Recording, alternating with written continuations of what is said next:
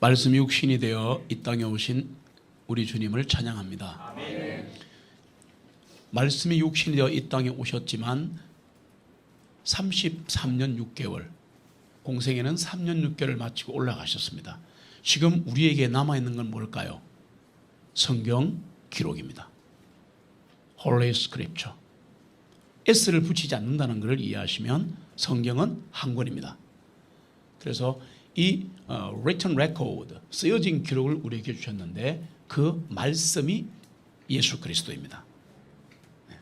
요한복음 6장 63절에 보시면 육신은 전혀 무익하니라. 내가 너에게 이른 말들이 곧 영이요 생명이니라. 오늘도 말씀이 선포될 때 영이 깨어나고 생명이 생동하시기를 소망합니다. 하나님은 왜 우리에게 성경을 주셨는가? 간단하게 말씀드릴게요. 위로와 용기를 주기 위해서입니다. 구원을 주고 회심을 주지만 위로와 용기를 주시기 위해서 성경을 주신 거예요. 이 땅에 교회가 태어난 이래로 이 세상의 정치, 경제, 사회, 문화 모든 분야는 사탄의 통치 아래 휘둘려 왔습니다. 그러나 하나님의 말씀을 읽고 듣고 지키는 자는 복이 있다고 성경이 증거하십니다. 큰 시험과 환난이 와도 하나님은 우리를 지키겠다고 하십니다. 피할 길을 주신다고 하십니다. 여러분, 요한계시록을 포함한 성경 말씀이 우리에게 주시는 가장 큰 영적 교훈이 뭐냐 하면요, 하나님의 은혜와 평강과 보호하심을 믿고 가는 자에게는 하나님은 더 큰 은혜를 부어주신다. 오늘 그거 받으러 여기 오신 거예요. 네. 말씀드린 대로 계시록이 기록된 시기는 AD 95년이 아닙니다. 성경은 빨라야 AD 49년, AD 50년 정도에 시작을 해서 AD 68년 중반에서 늦어도 69년 초반에 모든 성경 기록이 완결되어 버립니다. 그래서 기록 연도는 조금씩 다르지만 그냥 대충 AD 49년에서 50년 사이에 시작되어서 68년에서 69년 다 끝나버렸다. 그리고 AD 70년에는 이스라엘이 망해버리는 겁니다. 이 땅에 사라지는 겁니다. 다시는 회복될 수 없습니다. AD 68년 중반에서 69년 초반까지 계시록이 기록되고 나서 이제 그 정도 전후에서 제자들과 사도들이 다 죽어버립니다. 순교합니다. 한마디로 순교하는데 그리스도는 계속 박해를 받고 아마 이 로마 시대에 거의 다 죽습니다. 사도들이 다 죽는데 유일하게 살아남아서 늙어서 죽는 사람이 사도 요한입니다.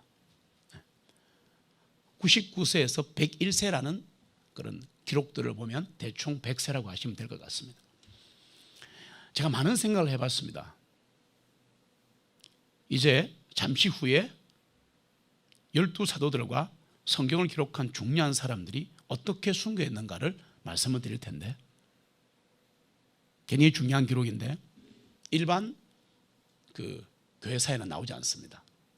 그런데 어떻게 해서 12제자들은 이제부터 전해드리는 그 내용을 보시면 와, 나는 저렇게 못 죽을 거야 라는 모든 방법을 동원해서 처참하게 죽임을 당했습니다. 사람이 볼 때 그렇습니다. 그러나 하나님은 이것을 순교라고 말씀하십니다. 그런데 이 제자들을 보시면 제자로 부르기 전 마태복음 10장에 제자로 부르시거든요. 그런데 그 제자로 부르시기 전에 보면 평범한 사람들이었습니다. 우리하고 똑같은 사람들이었습니다. 밥 먹고 살고 놓고, 베드로는 그냥 갈릴리 어부로 살고, 뭐 마태 세리는 세금이나 걷고 앉았고, 다 그래요. 다 똑같습니다. 어떤 사람은 독립운동하고 그냥 자기의 가치관과 자기의 형편대로 조금 부자, 좀 덜 부자, 가난한 자, 그냥 우리하고 똑같이 살아가는 각양각색의 인간들이었습니다.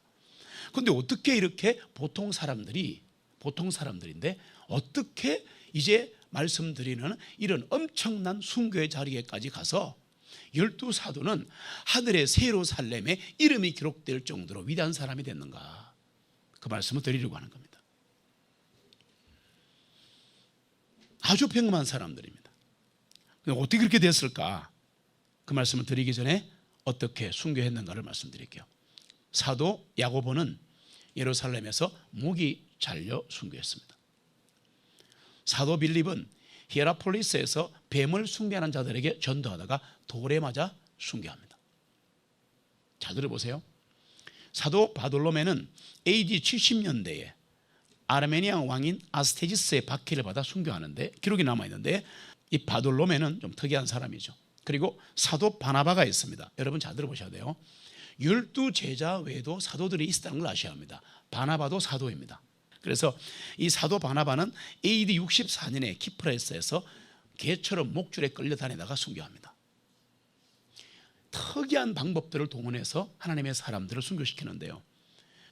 마가복음을 기록한 성도 마가는 AD 64년에 이집트 알렉산드리아에서 온몸을 꼬챙이로 찔려서 순교합니다. 야고보가 둘이 있는데 사도 야고보가 있고 알페의 아들 야고보가 있습니다. AD 63년에 죽는데 예루살렘에서 몽둥이에 맞아 죽습니다. 사도 베드로는 AD 69년에 예루살렘에서 나무에 거꾸로 매달려 순교하는데, 하나만요, 사도 베드로는 로마에 간 적이 없습니다. 그래서 베드로는 로마 카톨릭의 초대교황이 아니다. 왜? 신부가 아니고 장가를 갔던 사람이고 장모님이 계셨습니다. 사도 바울, 우리가 너무나 존경하는 사도 바울은 로마에서 2년간 복음을 전가하다가 옥중 생활하다가 AD 69년에 목이 잘려 순교했습니다. 전도자 마태, 세리 마태는 AD 70년에 이디오피아까지 갔습니다. 가가지고 손과 발목이 땅바닥에 못 박힌 채로 도끼에 난자당해 순교했습니다.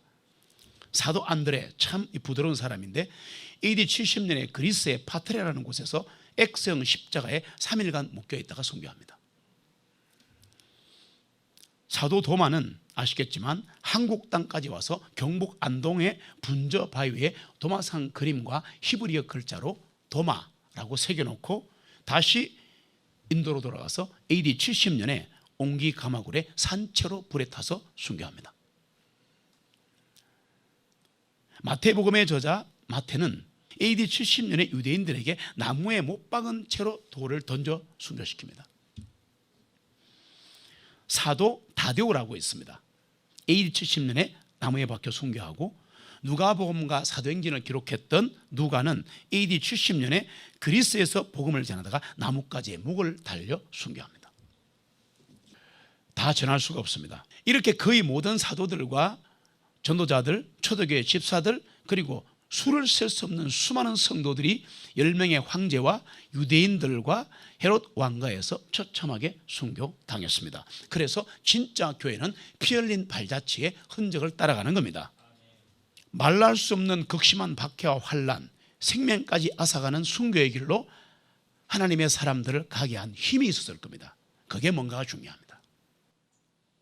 우리는 순교 그러면 우리하고는 달라 그러는데, 아니요, 우리도 지금 순교자들입니다. 왜냐? 사도행전 1장에 보시면 1장 8절에 보시면 뭐가 나와요? 오직 성령이 너희에게 임하시면 너희가 권능을 받고, 그게 힘이에요, 파워예요. 너희가 권능을 받고 사마리아 위로와 땅끝까지 내 증인이 되라 그랬습니다. 그 증인이 뭐냐 하니까 바로 위트니스인데, 위트니스의 다른 말이 마터, 순교자입니다. 부활의 증인이 되고 복음을 전하는 사람은 그 자체가 순교입니다. 사도 바울을 비롯한 모든 사도마자들이 다 순교했다는 것은 그렇게 해야 그 피에 의해서, 다시 말하면 교회가 전 세계로 전파되기 때문에 그렇습니다. 그러나 우리는 지금, 여러분 자꾸 순교라는 말씀 안 하십니다. 어디에서? 현장에서 순교해라. 삶의 현장이 거기가 순교지예요. 땅끝이 어디냐? 내가 서 있는 곳입니다. 속지 마세요. 속지 마세요. 내가 서 있는 곳에서 그리스도의 향기와 빛이 되지 않으면, 그리스도의 편지가 되어서 읽히지 않는다면 주님이 전파될 확률이 없는 거예요. 주님의 영광이 드러날 수가 없는 거예요. 여러분, 내가 죽는 겁니다. 지금 순교는 I die daily. 나는 날마다 죽노라. 이게 순교입니다. 자존심 상합니다. 맞아요? 어렵습니다. 체력이 딸립니다. 돈도 딸립니다. 건강도 딸립니다. 그러나 이것을 극복하고 이 자리에 나오는 게 순교입니다. 저는 지금 성경으로 말씀드렸습니다. 이게 죽는 거예요.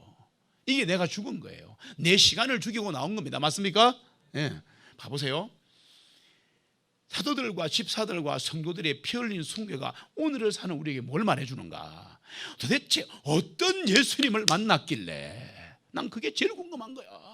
어떤 예수님을 만났길래 집도 버리고 처자도 버리고, 다른 의미로 받아들이지 마세요. 그때는 그럴 수밖에 없었어요. 그렇게 가면서 마지막은 죽음까지 불사하는 평범한 사람들입니다. 아주 평범한 그냥 피폴이에요. 피폴 사람들이에요. 그런데 이 사람들이 어떻게 마트가 됐나 이거야. 어떻게 순교자가 됐나 이거야. 어떤 예수를 만났길래, 이게 굉장히 중요한 겁니다. 나는 어떤 예수를 만났는가? 종이 쪼가리 예수를 만났는가?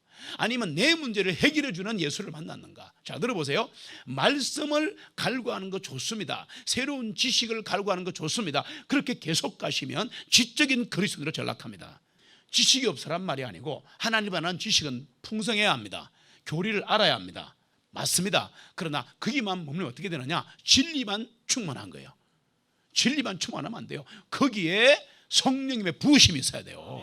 그래야 권능이 주어지는 겁니다. 그때나 지금이나 똑같습니다. 그러기 위해서 기도하셔야 합니다. 순종하셔야 합니다. 다른 거 없어요. 구원받고 말씀이 주어지는 교회에 있으면 내가 할 일은 기도와 순종입니다. 어떤 주님을 만났을까? 간단하게 합시다. 부활의 주님을 만난 겁니다. 정말 만나기를 소망합니다. 부활의 주님을 만나니까 그분이 나를 사랑하시는 걸 깨달은 거야. Do you love me? 피터? 베드로야, 네가 나를 사랑하느냐? 거꾸로 물으시는 거야. 지금도 이 자리에서 우리에게 물으시는 거 아니에요? 아들아, 딸아, 네가 나를 사랑하니? 그러면 내 양들을 먹여라. 위로의 주님을 만나는 겁니다. 평강의 주님을 만난 거예요. 그걸 한마디로 뭐냐? 부활의 주님이에요. 부활의 주님이 나타나 주신 말씀 뭐예요? 얘들아, 너희들 평안하뇨? 평안만 있으면 다 됩니다. 마음이 혼잡해지고 혼란해지니까 도대체 잡히는 게 아무것도 없어요. 네. 오늘 평안하시기를 소망합니다. 대표 케이스 한두 명 얘기할게요. 의심 많았던 제자 도마는 부활하신 예수님을 전가하는 동료 제자들의 얘기도 믿지 못했습니다. 우리가 그런 사람일 확률이 높습니다. 도마는 예수님 부활하셨어 못 믿어요. 그래서 그 손과 발에 있는 못자국을 넣어보고야 믿었습니다. 그뿐이 아니에요. 요한복음 14장에 가시면 하나님을 보여달라고 때렸었습니다. 그 길이 어디 있습니까?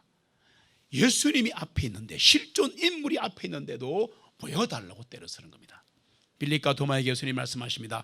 나를 본 자는 아버지를 보았거늘 내가 곧 길이요 진리요 생명이니 나를 통하지 않고는 아버지께로 올 자가 없느니라. 우리는 헛된 것을 꿈꾸는지도 모릅니다. 그렇지 않습니까?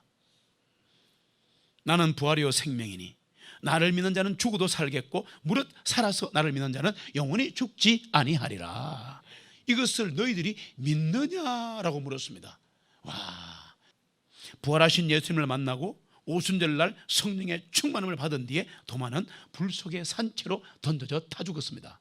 한국말로 빌립은 돌에 맞아 죽었습니다. 여러분, 우리의 순교 현장은 지금 여기입니다. 신앙은 now and here, 순교도 now and here.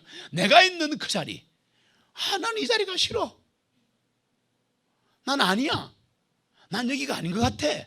나는 내 가정에 이게 싫어. 난 내 직장이 싫어. 난 이 교회가 힘들어. 아닙니다. 지금 있는 이곳이 나의 순교 현장입니다. 여기가 거룩한 땅입니다. 여기서 하지 못하면 다음 길이 없는 겁니다, 여러분. 절대 없습니다. 그냥 여기서 죽읍시다. 여기가 순교의 자리입니다. 이곳에 주님이 함께 하시고, 내가 피 터지는 그 가정에 주님이 함께 하시고, 목말라 애타는 한 푼의 돈을 벌려고 존심 다 버리고 그냥 눈이 둘러 빠지는 그 직장의 현장 속에 그게 주님이 함께 계시는 거예요. 그걸 아셔야 합니다. 사도연을 보호하신 주님, 이렇게 수많은 성도들이 순교를 당하는데 사도연은 예수님의 제자가 다 죽을 때까지 쪽팔리게 살아 있었는 거라 기록이 나와요. 전성 기록 보니까 요한이 부끄러워했다고 나와 있어요. 하나님, 왜냐하면 그때는 죽는 게 인기 있을 때입니다. 한국말로. 그러니까 막 다 죽어요. 다 죽어요. 막 계속 죽는 거야. AD 70년 조금 전까지 다 죽어버리는 거야. 그러고 나서도 요한은 30년을 더 사는 거야. 한 10년간은 쪽팔려 죽을 뻔했답니다. 기록에 보니까. 하나님 왜 나는 죽지 않습니까? 저 준비되어 있습니다. 여러분 잘 들으세요.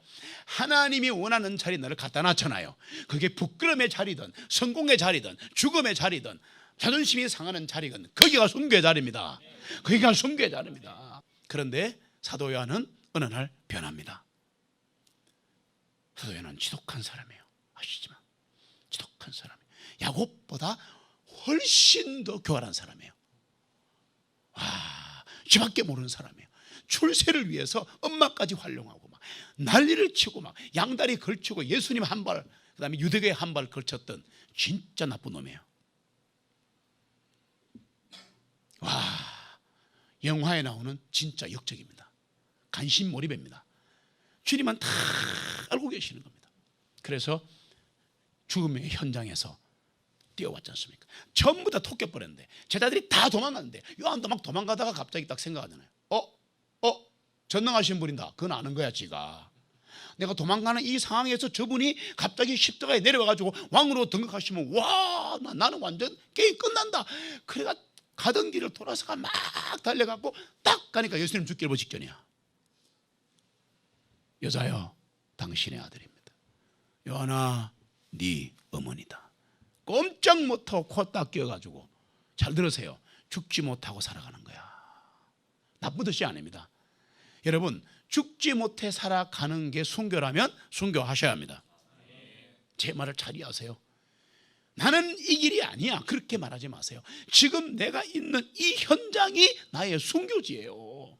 이게 삶의 현장이야. 부인하지 맙시다. 발전하지 말란 얘기 아니에요. 꿈을 가지지 말란 얘기 아니에요. 그게 아니라 있는 이 현장을 베이스로 깔자 이 말입니다. 여기서부터 시작합시다.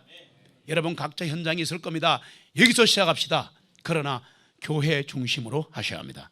예수님 중심으로 하셔야 합니다. 그래야 사업이 번창합니다. 기록을 보니까 사도 요한은 12사도가 모두 순교를 당하고 나서 체포가 됐는데 끓는 기름 가마솥에 산채로 던져지는 거예요. 와, 기록에 보니까 머리털 하나 타지 않고 살아납니다. 그 너무 놀래갖고 안 죽입니다. 그리고 어디로 가겠습니까? 밤모섬으로 갑니다. 패트모섬으로 가가지고 거기서 유배를 당하는데 거기에서 교회 시대 전체를 통해 하나님의 위대하심과 하나님의 전능하심과 하나님의 거룩하심과 하나님의 보호하심과 하나님의 위로를 보여주는 요한계시록을 기록하는 겁니다. 그때가 AD 68년에서 69년입니다. 그리고 AD 70년에 디도스 장군이 와가지고 이스라엘을 멸망시켜버립니다. 남자가 다 죽어버립니다. 그리고 네로바 황제 때 기록을 보니까 에베소로 풀려나서 100세 때 주님 품으로 돌아가는 놀라운 장면을 목격합니다. 모두가 순교하는 시대에 왜 하나님께서는 요한만을 특별하게 보호하시고 순교 안 하고 늙어 죽게 하셨는가? 사명 때문입니다. 사명 때문입니다. 여러분, 사명을 잡아야 돼요. 요한은 그 일만 한 거예요. 요한계시록을 적어버린 거야. 와. 그리고 나이가 들어서 아시지만 그 야망에 불타던 사나이가 사랑의 사도 요한이 됩니다. 그래서 요한복음은 사랑의 복음서예요. 구구절들이 사랑이 나오는데 왜 그렇게 썼냐? 요한은 같이 그렇게 비겁하고 야망에 가득 찬 사람이 하나님의 사랑으로 오래 사니까 사랑의 화신이 되어버린 거야. 구약을 보시면 천도가 넘는 용광로에서도 살아난 다니엘의 세 친구들이 있습니다. 무시무시한 사자굴에서 살아난 다니엘도 있습니다. 이제 다른 걸 또 한번 봐보세요. 다니엘을 사자굴에서 세 친구를 불 속에서 건지신 주님, 수많은 박해와 순교자 중에서 사명을 주셨기 때문에 끓는 기름 속에서도 요한을 구해주신 분이 우리의 주님이십니다. 여러분, 사명은 각자입니다. 순교 현장 각자입니다. 그러나 교회의 사명은 하나입니다. 사도 요한은 살아서 끝까지 버티는 게 자기 일이었고, 맞습니까? 한 일이 없어요. 어떻게 보면 다른 제자들은 빨리 죽는 게 그들의 사명이었습니다. 맞습니까? 사도 도마는 의심하니까 한국까지 보내본 거야. 그걸 아셔야 돼요. 그러니까 다 달라. 다 달라. 결론으로 갈게요. 환난과 시험과 핍박 중에도 우리를 지키시는 분은 주님이십니다. 실패와 좌절 속에서도 우리에게 용기와 위로를 주시는 분도 주님이십니다. 이 땅에 나 혼자밖에 없다고 생각할 때도 다가와서 돈 내미시는 분이 주님이세요. 내가 진짜 죽든 아니면 내 삶의 현장에서 매일 죽든 관계없이 주님은 나의 구세주이십니다. 이사야서 말씀으로 끝낼게요. 43장 1절로 4절입니다. 제가 읽을게요. 오 야곱아, 이제 너를 창조하신 주님께서 이같이 말씀하시니라. 오 이스라엘아.